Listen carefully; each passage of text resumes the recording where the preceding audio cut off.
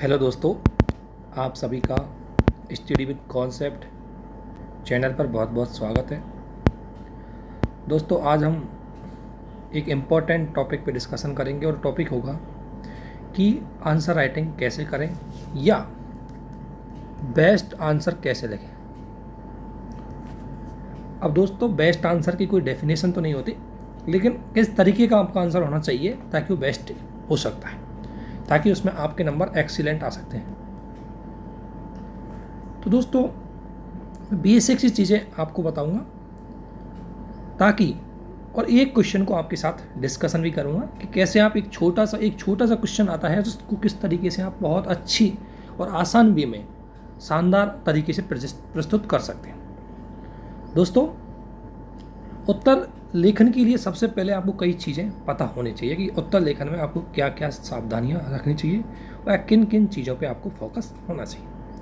तो दोस्तों, सबसे पहले उत्तर लेखन में आपको पता है सबसे पहला पार्ट ये है, फर्स्ट जो अगर हम देखें तो सबसे पहला काम आपको क्या करना है कि क्वेश्चन को अच्छे से पढ़ना है। क्या करना है? क्वेश्चन को अच्छे से पढ़ना है। दोस्तों, कई बार क्या होता है कि क्वेश्चन के कई पार्ट होते हैं और उसकी कुछ लैंग्वेज कॉम्प्लिकेट होती है, जिसकी वजह से हम अगर यदि क्वेश्चन को थोड़ा जल्दीबाजी में पढ़ते हैं तो हो सकता है कि उसके किसी भी पार्ट को आप स्किप कर सकते हैं, आप उसको समझ नहीं पाते हैं। इसलिए सबसे पहला काम, जब भी आप कोई भी क्वेश्चन लिखते हैं, उसका आंसर लिखते हैं, तो सबसे पहले करो कि क्वेश्चन को अच्छे से पढ़ो और पढ़ने के बाद उसको समझो और उसके बाद उसको क्या करो, क्लासीफाई, उसको बांटो। जैसे अगर मान लें कोई क्वेश्चन जिसने पूछा है आपका आलोचनात्मक परीक्षण, ठीक है ना। तो आलोचनात्मक परीक्षण का मतलब है कि आपको परीक्षण करना है, लेकिन उसकी अच्छाइयाँ भी दिखानी है और उसके साथ उसकी आलोचना भी करनी है, ठीक है, ऐसा है। लेकिन दोस्तों, जब भी किसी क्वेश्चन में आप आलोचना करते हैं तो उस क्वेश्चन में आपसे पूछे या नहीं पूछे, आपको हमेशा सुझाव ज़रूर देने हैं, क्योंकि आलोचना का मतलब ये नहीं कि आपने किसी की कमी बता दी। आलोचना का मतलब है कि आप किसी की तार्किक कमियां बता दो। आलोचना कैसी होनी चाहिए आपकी? आलोचना आपकी क्या होनी चाहिए? तार्किक आलोचना होनी चाहिए। और यदि आपने कोई तार्किक आलोचना बताई है तो फिर उसके आप क्या बताओ, सुझाव बताओ। ये आपको बहुत इंपॉर्टेंट चीज़ ध्यान रखनी चाहिए कि किस तरीके से क्वेश्चन पूछा है, उसका किस तरीके से आपको जवाब देना है। तो अगर कोई आपसे क्रिटिकल एनालिसिस पूछा है तो उसको किस तरीके से आपको बताना है। या कई बार क्वेश्चन आपसे हो सकता है कि टिप्पणी करवा दे, डॉक्टर टिप्पणी करो, कमेंट करो। तो जो टॉपिक में क्वेश्चन में यदि आपसे पूछा जाए कि आपको कमेंट करना चाहिए, तो दोस्तों कमेंट का मतलब है कि आप ओपन हो। उस क्वेश्चन को आप पक्ष विपक्ष अच्छा बुरा दोनों लिख सकते हैं, लेकिन सेमेंटिक बेस्ट आंसर ये होता है कि उसमें आप उसकी अच्छाइयाँ बताओ जिनका परसेंटेज थोड़ा ज़्यादा होना चाहिए, अच्छाइयाँ ज़्यादा होनी चाहिए, और उसकी कमियाँ हैं वो थोड़ी तुलनात्मक, नेगेटिव फैक्ट है वो कम होना चाहिए, और जो आपने नेगेटिव फैक्ट दिए उनके सुधार, और सुधार की क्या दो, सुझाव। तो सबसे पहला काम ये करना है कि आपको क्वेश्चन को अच्छे से समझना है, उसको बांटना है।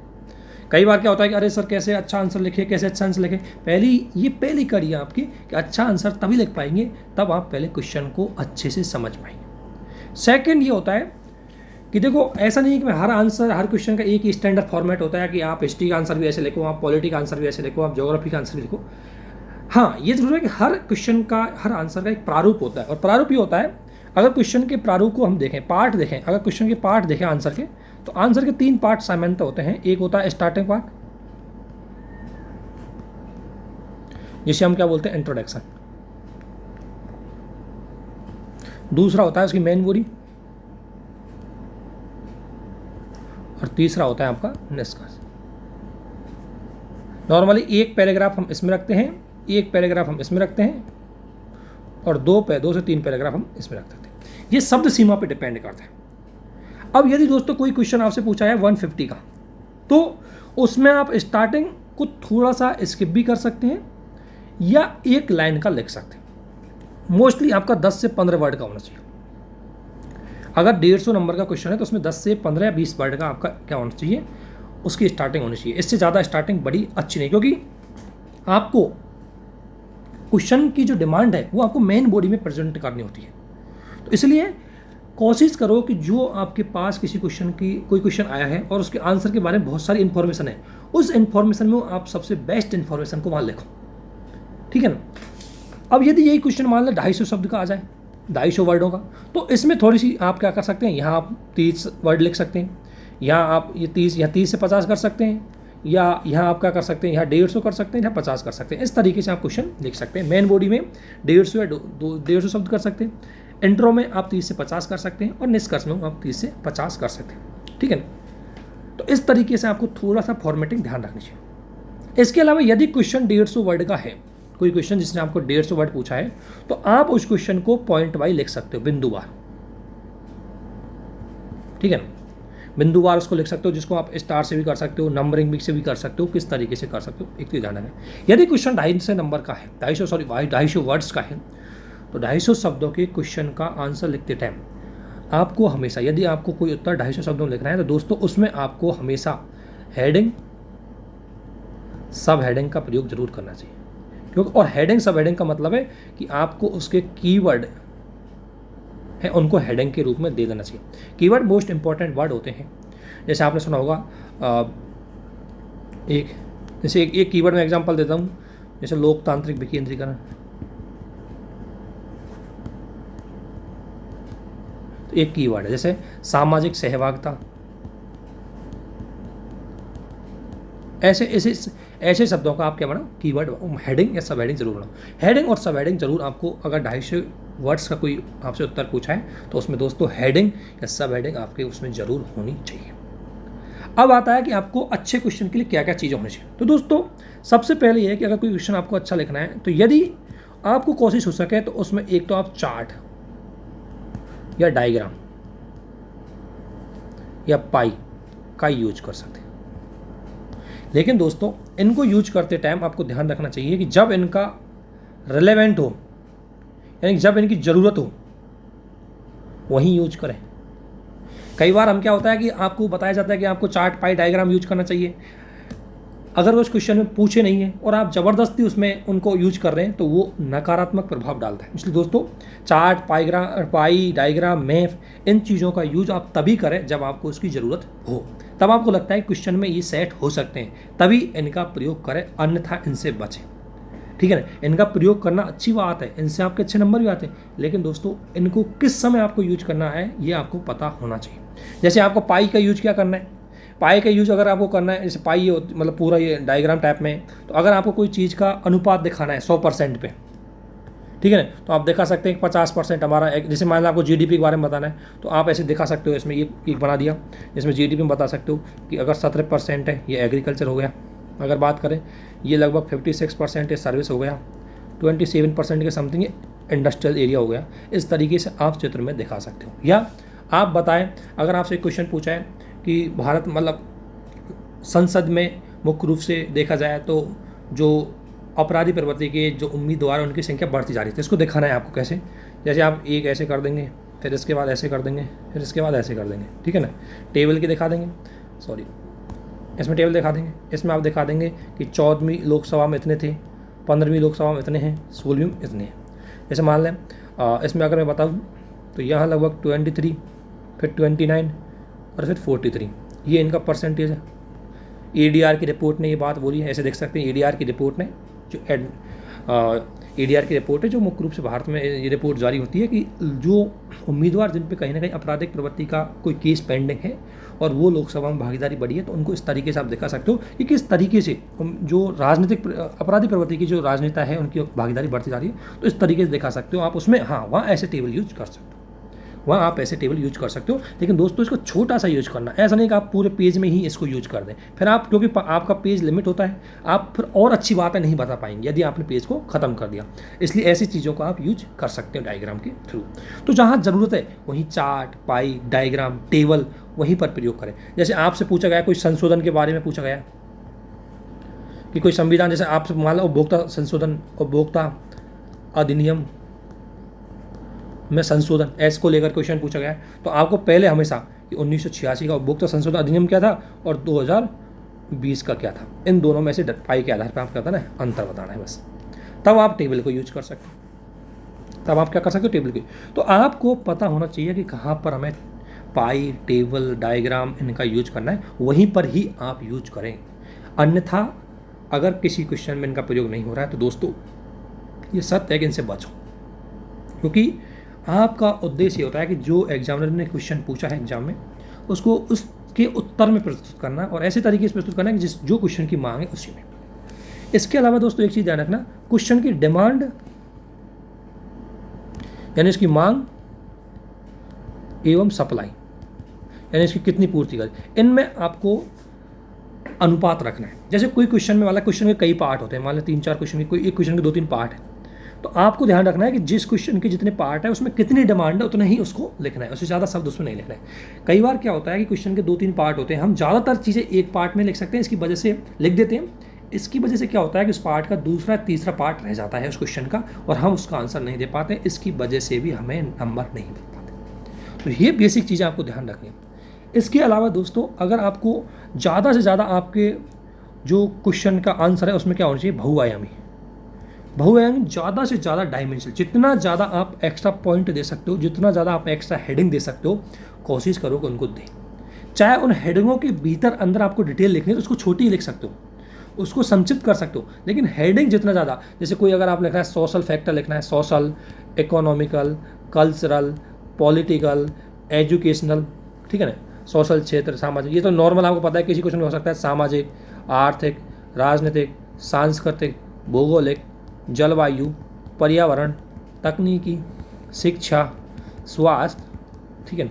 इस तरीके से उस क्वेश्चन को कितना ही आपको जितना हो सके उस क्वेश्चन में आपको डायमेंशन हो सके उस क्वेश्चन के उतने डायमेंशन दिए जाएं, जितना हेडिंग सब हेडिंग आप दे सकते हैं दे सकें दिए जाएं, लेकिन वही हेडिंग और सब हेडिंग प्रयोग किए जाए जो क्वेश्चन की डिमांड के अकॉर्डिंग है, अनावश्यक चीज़ से बचें। तो ज़्यादा से ज़्यादा आपका क्वेश्चन बहुआयामी होना चाहिए।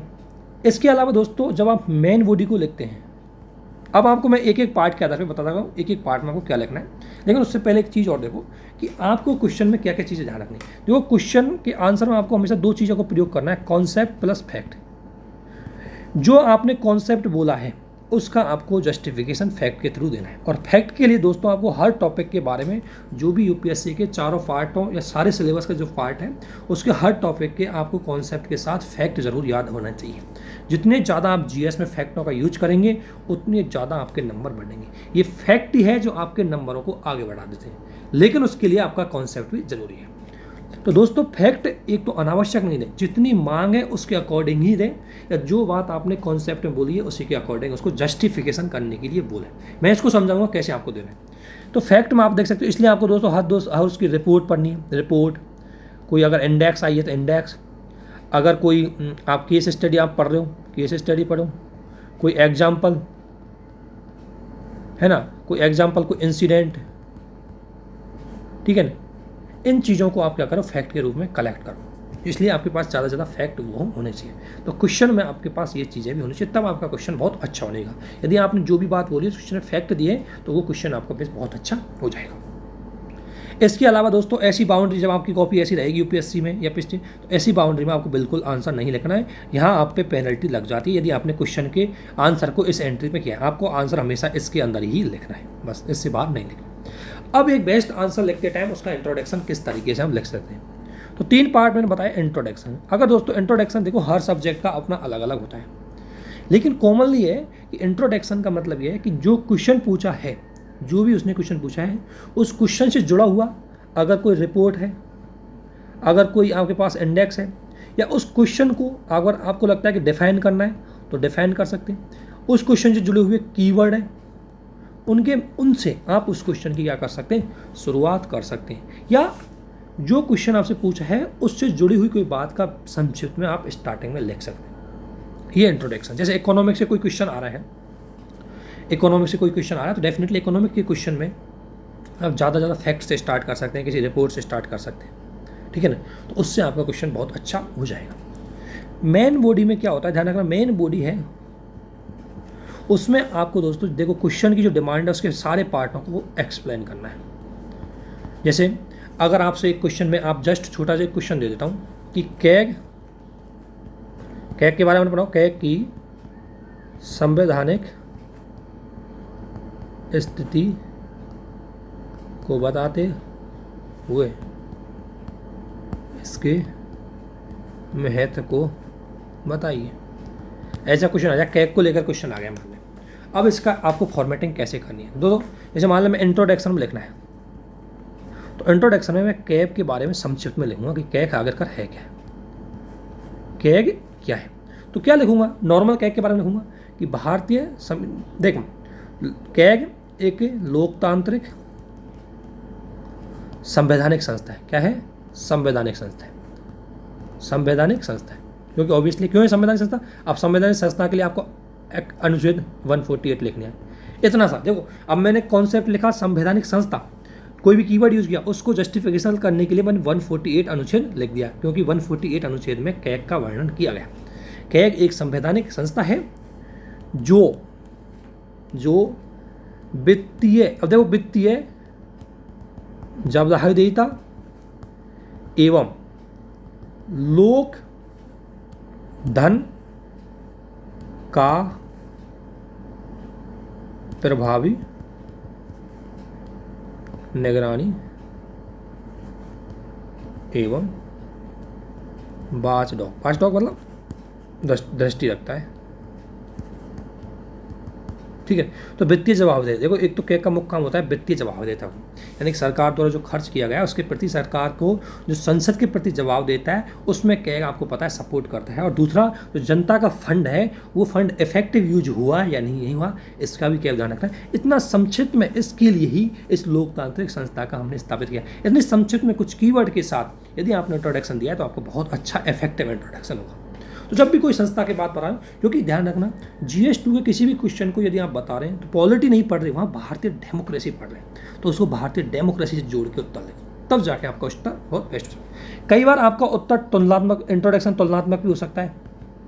अगर कोई क्वेश्चन आया है आपका संविधानिक, जैसे किसी संविधान संशोधन को लेके आया है, तो आप जैसे उपभोक्ता संशोधन की बात करें तो 1986 का संशोधन अनेक अलग परिस्थितियों में था, जबकि वर्तमान में डिजिटल ग्लोबलाइजेशन के दौर में, है ना, डिजिटल इकोनॉमी, ई कॉमर्स और ग्लोबलाइजेशन के दौर में उपभोक्ताओं के अधिकारों की सुरक्षा और उसके शिकायत निवारण तंत्र को प्रभावी बनाने के लिए हम 2020 का ये कंज्यूमर प्रोटेक्शन एक्ट लेके आए।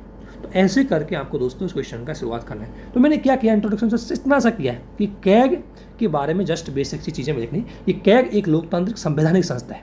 क्या है, संवैधानिक संस्था है, और इसका जस्टिफिकेशन मैंने 148 में दिया है। इसके बाद मुझे अगर इसकी बॉडी में जाना है, इसी क्वेश्चन की बॉडी बता रहा हूँ मैं, तो इसमें मुझे बताना है कि कैग की संवैधानिक स्थिति। तो इसमें हम आर्टिकल 148, 149, 150 और 151, इन 4 आर्टिकलों के बीच में आपको जो इन्फॉर्मेशन हो छोटा छोटा आपको लिख देना है। इसके बाद लिखना है कैग की संरचना, आपको संरचना बताना है, कैग की नियुक्ति अपॉइंट कैसे होता है संक्षिप्त में। ये देखो, ये आपका क्वेश्चन की हेडिंग हो गई, ये आपकी संरचना हेडिंग होगी। इसके बाद कार्य, इसके बाद इसकी उपलब्धियाँ आप दे सकते हो, 2G स्पेक्ट्रम का, कोयला घोटाले का उजागर किसने किया, कैग ने। इसके बाद संक्षिप्त में आप लिख सकते हैं इसकी सीमाएं, और फिर कंक्लूजन आपको लिखना होगा, और कंक्लूजन में आप करते हो सजेशन। बस इतनी, ये आपकी हेडिंग सब हेडिंग होगी, ऐसे लिखो। इनके अंदर फिर आप छोटे छोटे लिख दो, जितना ज़्यादा आप डायमेंशन दे पाएंगे आपका उत्तर उतना ही महत्वपूर्ण बनेगा। लेकिन जैसे आप उपलब्धियाँ बोल रहे हो, तो उपलब्धियाँ जो बता रहे हो उनका आपको एग्जाम्पल देना है, उनके फैक्ट देने। जो आप कार्य बता रहे हो उनके भी आपको फैक्ट देने हैं। जो स्ट्रक्चर बता रहे हो उसकी पूरी इन्फॉर्मेशन आपको देनी है। ये आर्टिकल के बीच में आपको चीज़ें आनी चाहिए। तो इस तरीके से जब इतने फैक्ट और कॉन्सेप्ट को आप यूज करेंगे, तब जाकर के आपको क्या करना है कि आपका उत्तर बहुत बेस्ट होगा। और कंक्लूजन लिख सकते हैं कि लोकतंत्र में, अगर हम बात करें लोकतंत्र में, लोकतांत्रिक संस्थाएं, लोकतांत्रिक संस्थाएं सभी लोकतांत्रिक संस्थाएं, जैसे कैग है, UPSC है, या इलेक्शन कमीशन है, या कार्यपालिका, न्यायपालिका, विधायिका, ये सभी का है। ये डेमोक्रेटिक इंस्टीट्यूट है। तो लोकतंत्र में लोकतांत्रिक संस्थाएं लोकतांत्रिक मूल्यों को, या हम कह सकते हैं संवैधानिक मूल्यों को बनाए रखने में महत्वपूर्ण भूमिका रखनी है। संवैधानिक मूल्य यानी कि जवाबदेहिता, लोगों की स्वतंत्रता, समानता। तो ये मैंने जस्ट एक आपको बताया कि इस तरीके से आप क्वेश्चन का फॉर्मेट कर सकते हो। किसी भी क्वेश्चन का फॉर्मेटिंग आपको हमेशा ऐसे होना। हिस्ट्री का क्वेश्चन लिखना है तो उसका भी इसी तरीके से फॉर्मेटिंग होनी चाहिए कि इंट्रोडक्शन में आपको जब बात बोलने वाले हो उसको बहुत अच्छी तरीके से आप लिख सकते हो, ठीक है ना। तो मैं आपको कोशिश करूंगा कि जब भी मुझे टाइम मिलेगा हर टॉपिक का, हर सब्जेक्ट का एक एक क्वेश्चन आपके साथ डिस्कशन करूंगा ताकि आपकी आंसर राइटिंग बहुत ही इंप्रूव हो जाए और बहुत चीज़ें आपको मिल जाए। लेकिन जो चीज़ें मैं आपको बता रहा हूँ उसको आपको ध्यान से सुनना है दोस्तों। ये जेन्युइनली जो चीज़ें डेवलप की है, सीखी है मैंने, उसको आपको साथ शेयर कर रहा हूँ। और यदि इस तरीके से आपने हर क्वेश्चन को प्रेजेंट किया, डेफिनेटली आपके अच्छे नंबर आ सकते हैं। अच्छे आ सकते नहीं, आएंगे, बशर्ते आपको ये सारी चीज़ें ध्यान होनी चाहिए। और इसके लिए चाहिए आपको दोस्तों प्रैक्टिस बहुत ज़्यादा है। इनका आंसर राइटिंग के लिए आपको ज़्यादा से ज़्यादा प्रैक्टिस करनी है, तभी जाकर के आपके मन में बहुत अच्छे से आप चीज़ों को प्रेजेंट कर पाएंगे। आप खुद ही सीख जाएंगे कि कौन सा आंसर आपको बेस्ट होने लगेगा। जब आप बार बार क्या करेंगे, बस दोस्तों बार बार आप यदि किसी चीज़ की प्रैक्टिस करेंगे, आंसर लिखेंगे। कई बार क्या होता है कि आप पहली दूसरी बार आंसर लिखेंगे तो ऐसा मत सोचना कि दोस्तों बेस्ट लिख पाएंगे। शुरू में आप समझेंगे, सीखेंगे, है ना, और धीरे धीरे चीज़ें इंप्रूवमेंट होगी। इसके लिए आपको धैर्य रखना होगा क्योंकि इसमें एक टाइम लगता है। आप डेली आंसर राइटिंग करो, डेली एक क्वेश्चन तो लिखो, चाहे जितना आता है, जिस तरीके से आता है उसको लिखो, और फिर खुद ही उसको एक दो बार पढ़ो और सोचो कि क्वेश्चन ने जो चीज़ें मांग करी है क्या मैंने उसके अकॉर्डिंग उत्तर लिखा या नहीं लिखा। तो इस तरीके से आपको लिखना है। तो जब भी आप कोई क्वेश्चन लिखें तो उसमें इस तरीके से आपकी फॉर्मेटिंग करनी चाहिए। मेन बॉडी में आपको उस क्वेश्चन के पूरे पार्ट लिखने, और कंक्लूजन आपका बहुत ही सजेस्टिव होना चाहिए, बहुत ही प्रोएक्टिव होना चाहिए, और उसमें नेगेटिव चीज़ें आपसे बचना चाहिए। इस तरीके से आपको आंसर राइटिंग का ध्यान रखना चाहिए। रिपोर्ट, फैक्ट, डायग्राम, इनकी जहाँ ज़रूरत है वहीं यूज करें और वहीं से आपको इसको करें।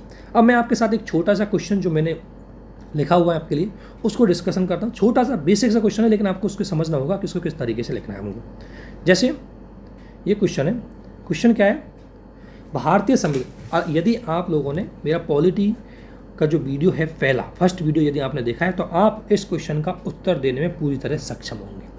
क्वेश्चन लिखा हुआ है, ये किसी टेस्ट सीरीज में था तो वहीं से मैंने इसको लिया है। हो सकता है कि क्वेश्चन किसी, ये सकता है कि इस क्वेश्चन की दूसरी भाषा में यूपीएससी या पीसीएस में आपसे क्वेश्चन पूछ सकते हैं। लेकिन हाँ, यदि आप ऐसे क्वेश्चनों को समझ के आंसर देने में सक्षम हो जाएंगे तो आप किसी भी टाइप के क्वेश्चन के उत्तर देने में सक्षम हो जाएंगे। देखो, यदि आपको समझना है सबसे पहले ये क्वेश्चन क्या है, तो देखो दोस्तों क्वेश्चन क्या है कि भारतीय संविधान न केवल शासन संचालन का माध्यम है बल्कि यह सामाजिक न्याय और सामाजिक क्रांति का द्योतक है। व्याख्या करें। व्याख्या मतलब है समझाओ, एक्सप्लेन करो एक पॉइंट को। तो इसमें आपको 3 कीवर्ड सबसे पहले पकड़ना है जब भी उत्तर देना है। तो 3, एक तो शासन संचालन, एक सामाजिक न्याय और एक सामाजिक क्रांति, यानी कि तीनों का है। भारतीय संविधान शासन संचालन का भी द्योतक है, सामाजिक न्याय का भी द्योतक है और सामाजिक क्रांति का भी द्योतक है। अर्थात भारतीय संविधान है वो शासन संचालन के लिए भी जरूरी है, वो सामाजिक न्याय भी करता है और सामाजिक क्रांति भी करता है। ये आपको विद द फैक्ट को आपको बताना है, यही आपका आंसर होगा। तो दोस्तों इसका इंट्रोडक्शन की अगर मैं बात बोलूँ, इस क्वेश्चन की इंट्रोडक्शन की, देखो क्वेश्चन आप समझ होंगे 3 पार्ट और भारतीय संविधान। अब भारतीय संविधान का मतलब हम कह सकते हैं इंडियन डेमोक्रेसी भी है, ठीक है ना। तो इसको लेकर के क्वेश्चन यहाँ पूछा है, तो आपको इसको किस तरीके से करना है। तो इंट्रो की अगर मैं बात करूँ तो देखो भारतीय संविधान के बारे में लिखा है, तो देखो लिखना है कि अब देखो मैंने लैंग्वेज चेंज कर दी कि भारतीय संविधान न केवल राजनीतिक लोकतंत्र की, और राजनीतिक लोकतंत्र का मतलब मौलिक अधिकार हो गए। यदि आप जब पेड पढ़ेंगे तो आप समझ जाएंगे कि मौलिक अधिकार किस तरीके से राजनीतिक लोकतंत्र का मतलब स्वतंत्रता, समानता, व्यक्ति की सर्वोच्चता। तो मौलिक अधिकार व्यक्ति को सर्वोच्च करते हैं। तो इसलिए भारतीय संविधान न केवल राजनीतिक लोकतंत्र बल्कि, क्योंकि दुनिया के जितने भी संविधान है मोस्टली राजनीतिक लोकतंत्र की स्थापना करते हैं, वो शासन संचालन की स्थापना करते हैं, वो व्यक्ति के अधिकारों की स्थापना करते हैं। भारतीय संविधान केवल राजनीतिक लोकतंत्र नहीं बल्कि वो सामाजिक और आर्थिक लोकतंत्र की भी स्थापना करता है। और ये काम कौन करता है? देखो ध्यान रखना, जो बात आप बोलते जा रहे हो उसका फैक्ट आपको जरूर लिखना है। राजनीतिक लोकतंत्र मतलब मौलिक अधिकार, सामाजिक आर्थिक लोकतंत्र मतलब डीपीएसपी, ठीक है। इनको स्थापित करता है ताकि अब देखो बहुत अच्छे से, ताकि भारतीय नागरिकों के लिए गरिमापूर्ण जीवन की स्थापना हो सके, क्योंकि हमारे संविधान का मुख्य उद्देश्य है गरिमापूर्ण जीवन। और चाहे तो इसके ब्रैकेट में लिख सकते हैं आप अनुच्छेद 21। दोस्तों बेसिक सा सिंपल सा आपको एक क्वेश्चन बता रहा हूं मैं कि किस तरीके से आपको किसी भी प्रकार का क्वेश्चन लिख सकना है। इतना सा आपको क्या देना है, इसका इंट्रोडक्शन देना है। और इसमें जितने भी कीवर्ड आए, राजनीतिक लोकतंत्र, सामाजिक और आर्थिक लोकतंत्र, इनको हाईलाइट करके आना वहाँ बस। इतना सा काम करना है, इनको हाईलाइट, जैसे कीवर्ड यूज किए इनको हाईलाइट करके आना, बस आपका आंसर बहुत बेस्ट हो जाएगा। अर्थात क्वेश्चन ने डिमांड करी कि भारतीय शासन संविधान, देखो इसमें शासन संचालन के लिए राजनीतिक लोकतंत्र शब्द आ गया, सामाजिक न्याय के लिए इसमें क्या आ गया, सामाजिक न्याय के लिए इसमें सामाजिक और आर्थिक लोकतंत्र आ गया। तो मैंने क्वेश्चन के इंट्रोडक्शन में क्वेश्चन की जो डिमांड है उसको बता दिया, किसके माध्यम से, कीवर्ड के माध्यम से, ठीक है। इसके अलावा अब इस क्वेश्चन के मेन पार्ट के बाद अब हम बॉडी पे जाते हैं। अब बॉडी कैसे, एक तो बॉडी का पार्ट है शासन संचालन के रूप में, दूसरा है सामाजिक न्याय के रूप में, और तीसरा है सामाजिक क्रांति के रूप में। ये 3 पार्टों में आपको मेन बॉडी को लिखना है और फिर लिखना है आपको डिस्कस, इस तरीके से क्वेश्चन को लिखना है। तो जैसे अगर मैंने इसमें लिखा है तो देखो ये क्या है, मैंने पैराग्राफ बाय लिखा है, तो लिखा है कि प्रत्येक संविधान यानी हर देश का संविधान वह शासन संचालन का आधार है। जैसे भारत में लोकतांत्रिक संस्थाओं का गठन किया है और लोकतांत्रिक संस्थाएं, भारत में उत्तरदायी शासन की बात की गई है, और भारत में सीमित एवं संविधान का शासन। अब सीमित और संविधान का शासन मतलब है कि भारत का जो संविधान है वो सर्वोच्च है, बल्कि वो सर्वोच्च है ना कि कोई संस्था। तो भारत का सबसे बड़ी अथॉरिटी है संविधान। तो मैंने इसमें शासन के लिए बता दिया कि भारत का जो संविधान है यानी प्रत्येक देश का संविधान है वो शासन संचालन का आधार है। जैसे भारत में लोकतांत्रिक संस्था बनाई गई ताकि विधायिका, कार्यपालिका, न्यायपालिका हो और ये शासन संचालन कर सके, ठीक है ना, तो इसलिए संस्थाएं बनी। इसी प्रकार लोकतांत्रिक, ताकि अब ये संस्थाएं क्यों बनाई, क्योंकि हम लोकतांत्रिक मूल्यों को अचीव कर सकें, और लोकतांत्रिक मूल्य जैसे स्वतंत्रता, समानता, बंधुता, इन्हीं के लिए हमने शासन। तो कोई भी संविधान शासन संचालन के लिए बनाए और उसके लिए संस्थाएं होनी चाहिए, वो संस्थाएं बनाई हैं, कार्यपालिका, न्यायपालिका। तो मैंने इसमें ये शासन संचालन वाले पॉइंट को लिख दिया। अगला है सामाजिक न्याय। तो यदि मैं सामाजिक न्याय की, अब देखो मैं बीच में एक पैराग्राफ देके लिख सकते हैं कि ये इसलिए भारतीय संविधान केवल शासन संचालन का नहीं बल्कि न्याय और सामाजिक क्रांति की स्थापना करता है, जो इस प्रकार है। एक पॉइंट मैंने शासन संचालन को लेकर बता दिया। अब दूसरे पैराग्राफ पे पहुंचने के लिए मुझे कुछ कनेक्टिविटी लानी पड़ेगी, और कनेक्टिविटी के लिए मैंने क्वेश्चन की डिमांड को देखा, और क्वेश्चन की डिमांड करिए कि भारतीय संविधान केवल शासन संचालन का नहीं, क्वेश्चन की डिमांड कहती है कि भारतीय संविधान केवल शासन संचालन में सामाजिक न्याय और सामाजिक क्रांति की बात करता है। अब देखो सामाजिक न्याय मैंने हेडिंग डाल दी, ठीक है ना। अब मुझे बताना है पहले तो बताना है सामाजिक न्याय का मतलब उचित वितरण, वस्तुओं का उचित वितरण, ये होता है समझ, ये मैंने हेडिंग बताया। अब मुझे बताना है कि कैसे, तो अब कैसे के लिए मुझे देना है एग्जाम्पल। जैसे आरक्षण की व्यवस्था कितने में, आर्टिकल 16, आर्टिकल 46, ये अनुच्छेद लिखना है, ठीक है ना, जिसमें समाज बंद से विशेष सुविधा दी जाए, निःशुल्क न्यायिक सहायता, नालसा की बात कर दी। अब देखो ये फैक्ट भी हो गया और कॉन्सेप्ट भी हो गए। इसी प्रकार आर्थिक विकेंद्रीकरण कैसे होगा, अनुच्छेद 39 की बात करें। और इसके अलावा राज्य का जन कल्याणकारी होना, क्योंकि भारतीय राज्य जन कल्याणकारी, और जन कल्याण राज्य का मतलब है कि भारतीय राज्य गरीबों और वंचित वर्गों के लिए विभिन्न प्रकार की सुविधाएं देता है। जैसे आपने देखा होगा आयुष्मान भारत योजना है, स्वास्थ्य क्षेत्र में सर्व शिक्षा अभियान, सर्वोदय योजना, मिड डे मील योजनाएं। तो 2-3 योजनाओं के आप नाम लिख सकते हैं कि भारतीय संघ क्या करता है, जन कल्याणकारी कार्य करता है। तो ये सब चीज़ें क्यों करता है, ये समाज के जो वंचित वर्ग है, समाज के जो पीड़ित वर्ग है, उनको समाज की मुख्य धारा में लाने के लिए, उनकी अर्थात उनके साथ सामाजिक न्याय स्थापित करने के लिए क्या करता है, भारतीय संविधान प्रावधान करता है। दुनिया का कोई भी संविधान इस तरीके के प्रावधान नहीं करता जिस तरीके के भारतीय संविधान प्रावधान करता है। इसीलिए दुनिया के सारे संविधान शासन संचालन के लिए काम आते हैं, लेकिन वो सामाजिक और सामाजिक क्रांति में बदलाव नहीं करते जो भारतीय संविधान करता है। और दोस्तों अब भारतीय संविधान के एस्पेक्ट को देखो। अब सामाजिक क्रांति कैसे, देखो सामाजिक क्रांति का मतलब है, क्रांति मतलब परिवर्तन। अब दोस्तों आपने कार्ल मार्क्स का नाम सुना होगा। कार्ल मार्क्स भी क्रांति की बात करता है, लेकिन वो क्रांति, उसकी क्रांति थी आक्रमक, वो हिंसक गतिविधि के माध्यम से वो पूंजीपतियों के पतन करके समाज में परिवर्तन करना चाहता था। दूसरी क्रांति की बात अगर हम करते हैं, जैसे नक्सलवादी होते हैं, बात तो ये भी क्रांतिकारी की करते हैं, ये भी समाज में परिवर्तन की बात करते हैं, लेकिन इनका साधन अलग है। इनका साधन क्या है, हिंसा। परंतु भारतीय संविधान ने बोला कि हमें समाज में परिवर्तन कर सकते हैं, उसके लिए हमें शांतिपूर्ण तरीके से, कोई हमें समाज में हम परिवर्तन कर सकते हैं किसके माध्यम से, संवैधानिक साधनों के माध्यम से। कोई हमें हथियार, कोई हमें हिंसा करने की कोई ज़रूरत नहीं है। हम संवैधानिक जो साधन हैं उनके माध्यम से समाज में परिवर्तन कर सकते हैं। और कैसे किया है, पहले हमारा समाज पद सोपानिक यानी कि जातिगत भेदभाव था, अस्पृश्यता है, महिला युक्त, ये हमारा समाज था, जिसको बदलने के लिए संविधान के अनुच्छेद 14, अनुच्छेद 17 और ये एक्टों के माध्यम से और महिलाओं को आरक्षण दे करके और महिलाओं के लिए अधिकार ला करके हमने क्या किया, इनको परिवर्तित किया है। तो मैंने क्या किया, परिवर्तन करना है तो कैसे करना है, ये फैक्ट हो गया और इसके साथ मैंने एग्जाम्पल लिखे। तो इस तरीके से मैंने इस क्वेश्चन को फ्रेम किया है दोस्तों।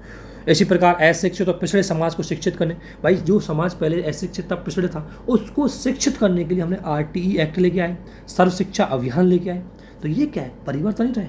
किस तरीके से, संविधान के माध्यम से, किस तरीके से, लोकतांत्रिक संस्थाओं के माध्यम से, यानी कि समाज में परिवर्तन हिंसा से नहीं बल्कि शांतिपूर्ण तरीके से किया है। इसलिए ये कौन करता है, इंडियन कॉन्स्टिट्यूशन करता है। इसलिए इंडियन कॉन्स्टिट्यूशन सामाजिक शासन, सामाजिक न्याय और सामाजिक क्रांति का भी द्योतक है। अब लास्ट में मैं इसके कंक्लूजन लिख दूंगा, अतः भारतीय संविधान का एक दर्शन है। देखो, भारतीय संविधान एक फिलॉसफी है, एक बड़ा विचार है, और उस विचार का आइडिया क्या था कि भारत में हर व्यक्ति के जीवन को गरिमापूर्ण बनाना है, और उसके लिए आपको समाज, क्योंकि हमारा समाज पहले अलग स्थिति में था तो उसको बदलना जरूरी है, ठीक है। हमारे समाज वंचित लोग थे, उनके लिए न्याय दिलाना भी जरूरी है, और इन्हीं चीज़ों के लिए भारतीय संविधान में समाज विकसित करने के लिए, समतामूलक करने के लिए भारतीय संविधान को बनाया गया है। और भारतीय संविधान दुनिया का ऐसा संविधान है जिसमें सारी विचारधाराओं को, सारी विचारधारा के मूल्यों को शामिल किया गया है। जबकि यदि आप बात करेंगे अमेरिका का संविधान उदारवादी है, रशिया का संविधान साम्यवादी है, जबकि भारतीय संविधान में उदारवाद भी है, कुछ पक्ष साम्यवाद के भी है, कुछ पक्ष समाजवाद के भी है। जो संविधान के अकॉर्डिंग अच्छे हैं उन्हें हमने स्वीकार किया है। तो दोस्तों, इस तरीके से आपको एक क्वेश्चन, मैं इस क्वेश्चन को आपको शेयर भी कर दूंगा जो लिखा है इस PDF को, तो आप एक बार देख के अनुमान लगा सकते हैं कि किस तरीके से क्वेश्चन आपको लिखा जाता है। तो एक दिन में मैं एक क्वेश्चन आपको कोशिश करूँगा कि सॉल्व करवाऊँ, ताकि आप समझें, और जब भी टाइम मिलेगा मैं एक क्वेश्चन आपके साथ ज़रूर लेके आऊँगा हर सब्जेक्ट का। आज ये GS 2 के अंतर्गत पॉलिटी का था, जस्ट नॉर्मल क्वेश्चन था, लेकिन जस्ट मैंने आपको एक फ्रेम करके बताया है कि किस तरीके से आपको बेस्ट आंसर लिखने। लेकिन दोस्तों, ये सारी सोच, ये समझ, जब आप पहली बार इस वीडियो को देखेंगे, कोई नया बंदा अगर देख रहा है तो हो सकता है उसके समझ में बिल्कुल कुछ नहीं है, लेकिन इससे घबराना नहीं है, क्योंकि जब आप धीरे धीरे आप पढ़ेंगे, आपके पास रिसोर्सेज होंगे, आपके पास डेटा उपलब्ध होंगे, आप किसी टॉपिक के बारे में जानेंगे, तब जाके उसका आंसर लिख पाएंगे। और धीरे धीरे, ऐसा नहीं, कई बार क्या होता है कि हमारे माइंड में बहुत सारी इन्फॉर्मेशन होती है लेकिन उसको प्रेजेंट नहीं कर पाते। दोस्तों, किसी भी इन्फॉर्मेशन को प्रेजेंट करने के लिए आपको मेहनत करनी पड़ती है, आपको प्रैक्टिस करनी पड़ती है। जब आप बार बार प्रैक्टिस करेंगे और आप थोड़ा सा थिंकिंग करेंगे, सोचेंगे कि मुझे इस क्वेश्चन का फ्रेम ऐसे करना है, ये करूँ तो अच्छा रहेगा, इस तरीके से करूँ तो और अच्छा रहेगा, उस तरीके से उस क्वेश्चन की फ्रेमिंग करनी है ताकि आप अच्छी तरीके से उसके प्रेजेंट कर सकें। लेकिन एक चीज़ आ है, क्वेश्चन में हमेशा क्वेश्चन की मांग के अकॉर्डिंग सारे पहलुओं को दिखाना है। जितना मांगा गया उतना ही देना है, उससे ज़्यादा ज्ञान वहाँ बिल्कुल नहीं देना है। जिन जगह चार्ट, पाई, मैपिंग, टेबल, फैक्ट इनका यूज हो सकता है वहाँ यूज करें। सब हेडिंग इनका यूज करें। जहाँ कीवर्ड आपने पॉइंट आउट किया है वहाँ उनको हाईलाइटेड करें। तो इस तरीके से आप एक क्वेश्चन लिखें। तो दोस्तों, मैंने पूरी कोशिश करी है कि आपको एक अच्छा क्वेश्चन लिखने के लिए क्या क्या चीज़ें ध्यान रखनी चाहिए, किस तरीके से इसका आंसर लिखना चाहिए, कब कब आपको इनका यूज करना चाहिए, और एक क्वेश्चन भी आपको मैंने बताया भी है लिख के। कोशिश करूँगा कि मैं आपके साथ दोबारा जब भी वीडियो लेके आऊँ एक क्वेश्चन फिर डिस्कशन करेंगे हम, और वो क्वेश्चन होगा आपका इकोनॉमी से जुड़ा हुआ होगा, GS 3 से जुड़ा हुआ। तो उसकी आपको कोशिश करेंगे कि उसको आपको शेयर किया जाए। अभी आप इसको अंत तक देखें, और मेरा वीडियो पसंद आए तो डेफिनेटली निश्चित रूप से आप इसको शेयर और सब्सक्राइब और लाइक करें ताकि आपको ज़्यादा से ज़्यादा फ़ायदा हो। दोस्तों, हमारा चैनल हिंदी मीडियम की तो ज़रूर हेल्प करी रहे। यदि किसी इंग्लिश मीडियम के बंदे को भी किसी प्रकार की कोई ज़रूरत है तो कमेंट कर सकता है, कोशिश रहेगी उसको चीज़ें प्रोवाइड की जाएगी। और इसी के साथ आप सभी को बहुत बहुत धन्यवाद। आशा है आप सभी अच्छे होंगे। All the best, thank you.